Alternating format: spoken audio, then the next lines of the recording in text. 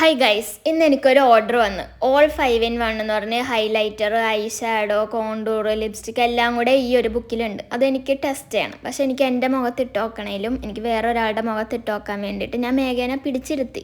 അതിൻ്റെ ഇടയിൽ ഒരു കോൾ വന്നിട്ട് നൈക്ക പാർസലും കൂടെ വന്നു. അതും ഇതിൻ്റെ ഇടയിൽ കാണിച്ചു തരാം. ആക്ച്വലി എനിക്ക് എൻ്റെ ഈ ബർത്ത്ഡേ മന്ത് ആയതുകൊണ്ട് എന്തോ ബർത്ത്ഡേ ഗിഫ്റ്റ് വെച്ചിട്ടുണ്ടെന്ന് അതിൽ നോട്ടിഫിക്കേഷൻ വന്നായിരുന്നു. അപ്പോൾ ഞാൻ അതിലും ഭയങ്കര എക്സൈറ്റഡ് ആയിരുന്നു.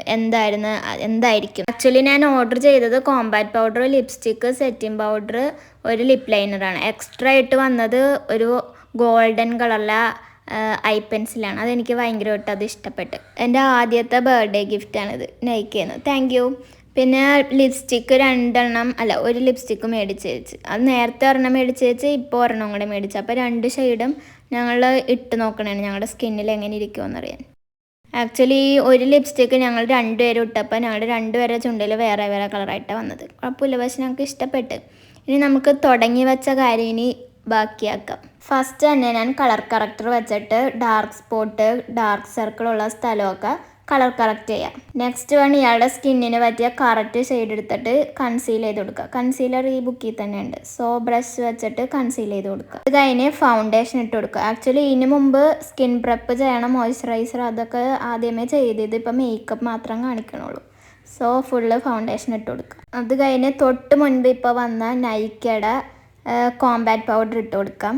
ഫുള്ള് സ്കിന്നിൽ കോമ്പാക്റ്റ് ആയതിന് ശേഷം favourite part of the makeup, eye മേക്കപ്പിലോട്ട് വരാം. ആദ്യം തന്നെ മേഘക്ക് ഉള്ളിൽ ലൈറ്റ് കളറും പുറത്ത് ഡാർക്കിലോട്ട് അങ്ങനത്തെ ഒരു മേക്കപ്പാണ് വേണ്ടതെന്ന് പറഞ്ഞു. സോ ഞാൻ വിചാരിച്ചു ഉള്ളിൽ ബ്രൗണും പുറത്ത് ഗ്ലിറ്റർ ആക്കാമെന്ന്. സോ ഇവിടെയാണ് ഞാൻ എൻ്റെ പരമാവധി കഴിവ് പുറത്തെടുക്കാൻ പോണത്.